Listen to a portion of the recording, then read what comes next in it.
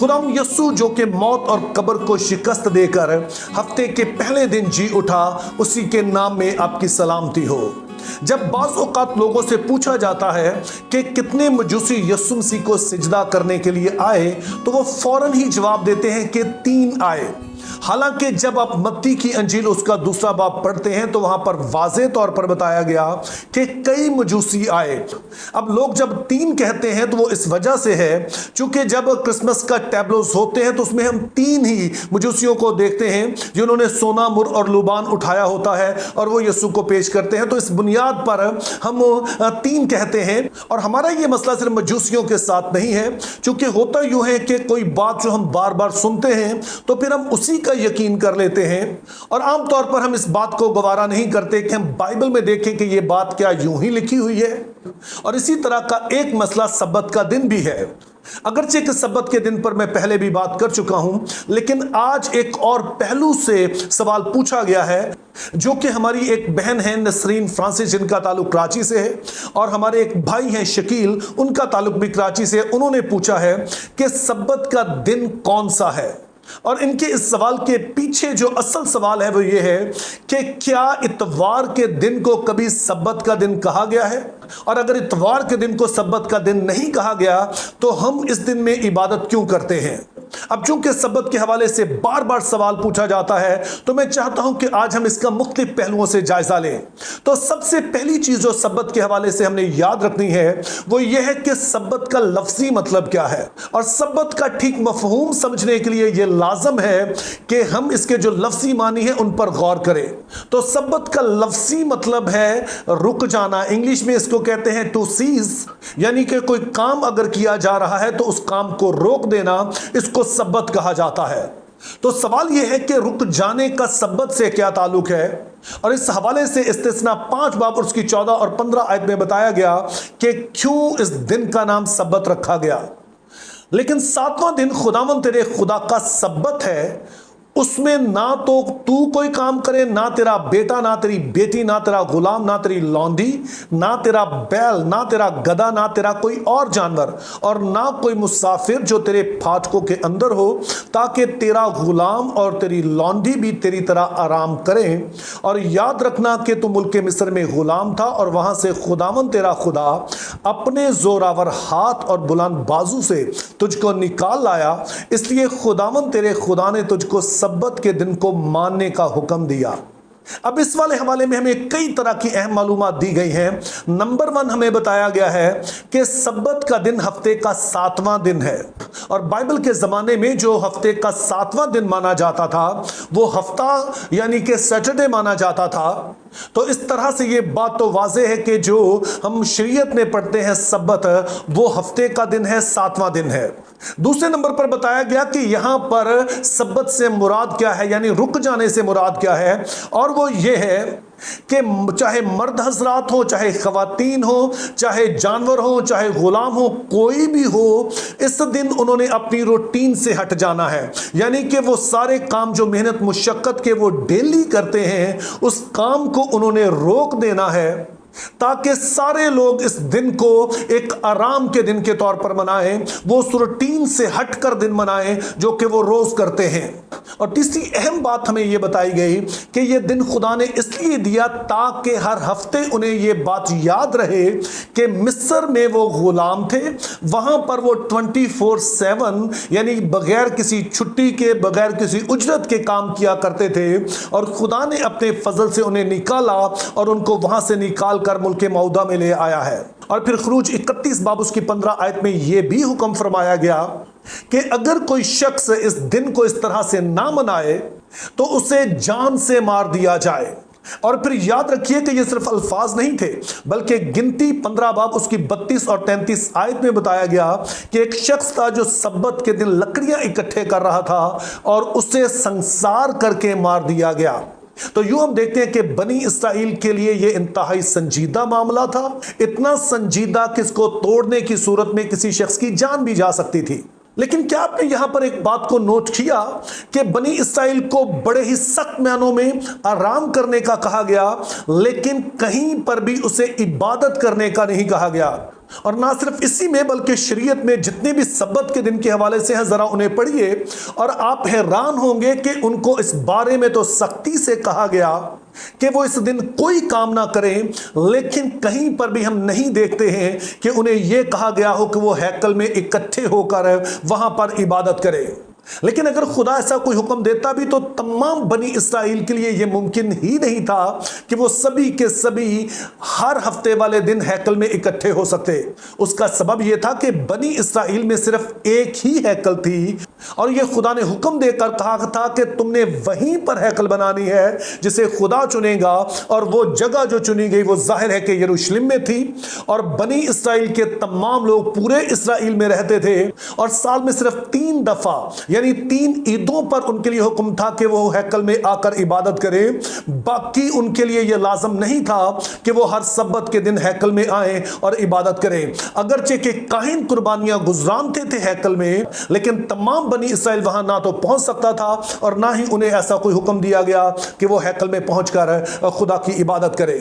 اور دراصل عبادت خانوں کا جو تصور ہے وہ اس وقت شروع ہوا کہ جب بنی اسرائیل پہلے اسور میں اور بعد میں بابل کی اسیری میں گئے تو وہاں پر ظاہر ان کے پاس ہیکل نہیں ہے، تو جہاں پر بھی 10 یہودی خاندان اکٹھے ہوتے وہیں پر وہ ایک عبادت خانہ بنا لیتے، اور اسی میں پھر وہ سبت کے دن اکٹھے ہوتے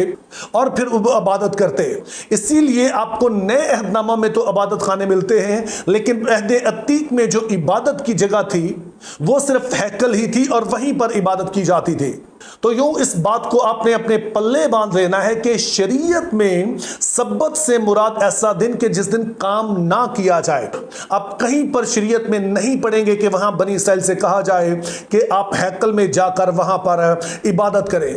تو اب دوسرا سوال ہمارے پاس یہ ہے کہ کیا مسیحیوں کو یہ حکم دیا گیا کہ جس طرح سے یہودی سبت مناتے تھے ہم بھی ویسے ہی منائیں؟ تو نئے عہد نامہ میں کلیسیا کو ایسا کوئی حکم نہیں دیا گیا کہ وہ بنی اسرائیل کی طرح سبت منائیں۔ بعض لوگ پالوس رسول کا حوالہ دیتے ہیں کہ وہ سبت کے دن عبادت خانوں میں جاتا اور وہاں یہودیوں میں کلام سناتا تھا۔ تو آپ نے ذہن میں رکھنا ہے کہ یہ حوالہ جات آپ کو اعمال 13 باب سے لے کر 18 باب تک ملیں گے، اور یہ وہ ابواب ہیں جن میں پالوس رسول یہودیوں کے پاس کلام سنانے کے لیے جاتا ہے، انجیل سنانے کے لیے جاتا ہے، اور ظاہر ہے سبت کا دن ہی تھا جب یہودی اکٹھے ہوتے، اور چونکہ پالوس خود بھی یہودی تھا تو وہ ان عبادت خانوں میں جاتا اور وہاں پر جا کر انہیں سبت کے دن عبادت خانہ میں یہودیوں کو اور نو مرید جو ہوتے یا پھر جو خدا ترش یہودی ہوتے ان کو کلام سناتا۔ لیکن اعمال 18 باب اور اس کی 6 آیت کے بعد آپ پالوس کو کبھی نہیں دیکھیں گے کہ وہ سبت کے دن یہودیوں کے عبادت خانہ میں جائے اور ان میں جا کر منادی کرے۔ اور یہ اس لیے ہوا کہ یہودیوں نے جب بار بار پالوس کی اس دعوت کا انکار کیا تو پالوس نے کہا کہ اب سے میں غیر قوموں میں جاؤں گا، اور جب سے پالوس غیر قوموں میں جانا شروع ہوا پھر آپ نہ تو کبھی سبت کا اس کے منہ سے ذکر سنیں گے اور نہ ہی اسے کسی عبادت خانے میں جاتا دیکھیں گے۔ لیکن ایسا نہیں تھا کہ یہ مسئلہ شروع میں اٹھا نہ ہو، چونکہ بہت سارے یہودی جو مسیحی ہو گئے وہ اس بات پر زور دیتے تھے کہ ہمیں سبت کے دن کو ویسے ہی منانا چاہیے جیسے کہ یہودی مناتے ہیں، اور اسی دن ہمیں خدا کی عبادت کرنی چاہیے۔ اور نہ صرف یہ یہودی مسیحی بلکہ بہت سارے ایسے استاد جن کا بیک گراؤنڈ یہودی تھا وہ بھی اس بات پر زور دیتے تھے کہ ہمیں تمام یہودی رسومات یعنی کہ ختنہ کروانا اور سبت اور ان کو بھی منانا چاہیے تاکہ ہم حقیقی مسیحی بن سکیں۔ لیکن پالوس رسول ان کے اس دعوے کو یکسر مسترد کرتا ہے، اور کلوسیوں 2 باب اور اس کی 16ویں آیت میں کچھ یوں کہتا ہے، پس کھانے پینے یا عید یا نئے چاند یا سبت کی بابت کوئی تم پر الزام نہ لگائے۔ تو ہم دیکھتے ہیں کہ یہاں پر پالوس رسول اس بات کو بالکل واضح کر دیتے ہیں کہ کوئی بھی یہودی مسیحی اور ایسا استاد جو کہ یہودی بیک گراؤنڈ رکھتا ہے وہ تم پر کسی طرح کا الزام نہ لگائے کہ تم سبت کا دن یہودیوں کے طور پر کیوں نہیں مناتے ہو۔ اب تیسرا سوال ہمارے پاس یہ ہے کہ کیا اتوار کے دن کو کبھی سبت کا دن کہا گیا؟ تو اس کا جواب یہ ہے کہ نئے عہد نامہ میں کہیں پر بھی اتوار کو سبت کا دن نہیں کہا گیا ہے۔ اتوار کو ہمیشہ ہفتے کا پہلا دن کہا گیا ہے۔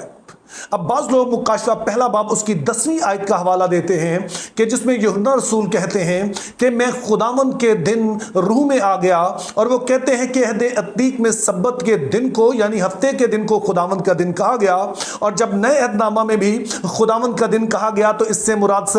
ہفتے کا دن ہے۔ لیکن میرا خیال ہے کہ یہ آرگومنٹ بہت ہی کمزور ہے، چونکہ جب آپ نیا عہد نامہ پڑھیں گے تو یسوع مسیح کے لیے مسلسل جو ایک ٹائٹل استعمال ہوا ہے وہ خداوند ہے۔ خدا باپ کو ہمیشہ خدا کہا گیا، جبکہ یسوع مسیح کو ہمیشہ خداوند کہہ کر پکارا گیا۔ تو اسی لیے جو مکاشفہ کی کتاب کے اسکالرز ہیں ان کے درمیان اس بات پر ہم آہنگی پائی جاتی ہے کہ یہ دن دراصل اتوار کا دن ہے۔ تو اب ہمارے پاس آخری سوال آ جاتا ہے کہ ہم اتوار کو عبادت کیوں کرتے ہیں؟ اب وہ لوگ جو کہ اتوار کی عبادت کے خلاف ہیں وہ آپ کو بتائیں گے کہ جی یہ وہ دن ہے جو کہ کانسٹنٹائن نے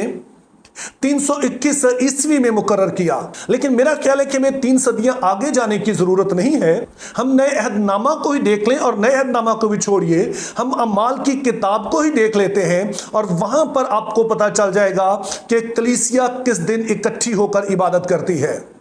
مثال کے طور پر اعمال 20 باب اور اس کی 7 آیت میں کچھ یوں لکھا ہے، ہفتے کے پہلے دن جب ہم روٹی توڑنے کے لیے جمع ہوئے تو پولوس نے دوسرے دن روانہ ہونے کا ارادہ کر کے ان سے باتیں کی اور آدھی رات تک کلام کرتا رہا۔ اب اعمال کی کتاب وہ ہے کہ جس میں ہم کلیسیا کا آغاز ہوتا ہوا دیکھتے ہیں، اور اسی کتاب میں ہمیں واضح طور پر بتایا گیا کہ پولس رسول اور اسی طرح لوکا اور دیگر لوگ جو ہے وہ ہفتے کے پہلے دن روٹی توڑنے کے لیے یعنی پاک شراکت کی عبادت کے لیے اکٹھے ہوتے ہیں۔ لیکن کہا جا سکتا ہے چونکہ یہ ایک بیان ہے اور ہو سکتا ہے کہ وہ اسی دن اکٹھے ہوئے ہوں، تو پھر آئیے ہم پہلا تimotheus کا 16 باب اور اس کی دوسری آیت پڑھ لیتے ہیں جس میں کچھ یوں لکھا ہے، ہفتے کے پہلے دن تم میں سے ہر شخص اپنی آمدنی کے موافق کچھ اپنے پاس رکھ چھوڑا کرے تاکہ میرے آنے پر چندے نہ کرنا پڑے۔ اب اس والی آیت میں ہمیں 2 بڑی ہی اہم چیزیں بتائی گئی ہیں۔ پہلے نمبر پر تو مقدس پولس کرنتھس کی کلیسیا سے کہتے ہیں کہ وہ ہر ہفتے کے پہلے دن تھوڑی سی رقم الگ کر کے رکھ لیا کریں، جس کو آپ دوسرے لفظوں میں کہیں گے کہ اپنا ہدیہ الگ کر کے رکھ لیا کریں۔ اور یہ اہم کیوں ہے؟ چونکہ اسی بات کی نقل میں آج بھی کلیسیا میں ہدیہ اٹھایا جاتا ہے۔ اور دوسرے نمبر پر بتایا گیا کہ یہ جو تھوڑی سی رقم الگ کرنی ہے، یہ جو ہدیہ آپ نے الگ کرنا ہے، یہ آپ نے ہفتے کے پہلے دن کرنا ہے۔ تو سوال یہ ہے کہ ہفتے کے پہلے دن کیوں؟ اس کا سبب یہ ہے کہ کلیسیا ہفتے کے پہلے دن یعنی اتوار والے دن ہی اکٹھی ہوتی ہے عبادت کے لیے، روٹی توڑنے کے لیے، اور اسی میں کہا گیا کہ آپ نے اس ہدیے کو الگ کر کے رکھ دینا ہے تاکہ پولس جب آئے تو اس وقت کافی ہدیہ جمع ہو چکا ہو، اور پھر وہ اس ہدیے کو لے کر یروشلم میں جائے اور وہاں پر جو کلیسیا ستائی جا رہی ہے ان کے لیے یہ ہدیہ استعمال ہو سکے۔ اور کلیسیا ہفتے کے پہلے دن اس لیے اکٹھی ہوتی ہے چونکہ یہ وہ دن ہے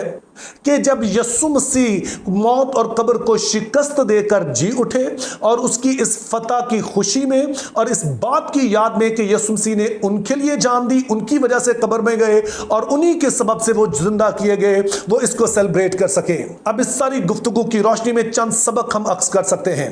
نمبر 1 کہ سبت کا مطلب ہے رک جانا، جس سے مراد یہ ہے کہ بنی اسرائیل کو حکم دیا گیا کہ اس دن وہ کسی طرح کا مشقت کا کام نہ کریں، چونکہ یہ دن انہیں یاد دلائے گا کہ خدا نے ان کے لیے کیا کیا ہے۔ اور دوسری بات ہم دیکھتے ہیں کہ کلیسیا کو کہیں پر بھی یہودیوں کی طرز پر سبت کے دن منانے کے لیے نہیں کہا گیا، اور نہ ہی انہیں یہ کہا گیا کہ وہ ہفتے کے دن عبادت کریں۔ اور پھر ہم نے تیسری بات یہ نوٹ کی کہ نئے عہد نامہ میں کہیں پر بھی اتوار کے دن کو سبت کا دن نہیں کہا گیا ہے۔ ظاہر ہے بہت سارے مسیحی ہیں جو کہ اتوار کے دن کو سبت کا دن کہتے ہیں، لیکن اس سے ان کی سادہ مراد یہ ہوتی ہے کہ وہ دن جس دن ہم عبادت کے لیے اکٹھے ہوتے ہیں۔ اور چوتھی بات ہم نے نوٹ کی کہ ہفتے کا پہلا دن یعنی اتوار کا دن وہ دن ہے جو کہ شروع سے ہی کلیسیا یسوع مسیح کی فتح کے دن کے طور پر، اپنی نجات کے دن کے طور پر مناتی ہے۔ اور یوں ہم کانسٹنٹائن کا ٹھہرایا ہوا کوئی دن نہیں مناتے ہیں، بلکہ ہم ابتدائی کلیسیا کی اس ریت کو جاری رکھے ہوئے ہیں जिसका जिक्र हमने अमाल की किताब और ग्रंथियों के पहले खत में भी पढ़ा है। लेकिन यहां पर मैं यह भी बताता चलूं कि यहूदियों को तो वाज़े तौर पर बताया गया कि उन्होंने सब्बत का दिन 7वां दिन ही मनाना है, हफ्ते का दिन ही मनाना है। लेकिन हम अगरचे कि इब्तदाई कलीसिया किस रीत की पैरवी करते हैं कि हम हफ्ते के पहले दिन को इबादत के दिन के तौर पर मनाते हैं, लेकिन पौलुस रसूल इस बारे में भी बहुत ही वाज़े तौर पर बताते हैं कि हमें यह नहीं समझना चाहिए कि इबादत सिर्फ इतवार के दिन ही हो सकती है। जरा सुनिए पौलुस रसूल क्या कहते हैं। कोई तो एक को दूसरे से अफजल जानता है और कोई सब दिनों को बराबर जानता है। हर एक अपने दिल में पूरा एतकाद रखे। जो किसी दिन को मानता है वो खुदावंद के लिए मानता है। और यहां पर याद रहे कि पौलुस रसूल ने ये अल्फाज ऐसे ही नहीं लिख दिए, बल्कि रोम की कलीसिया में दो तरह के मसीही थे, यहूदी और यूनानी मसीही, और इन दोनों के दरमियान ये बहस चलती रहती थी।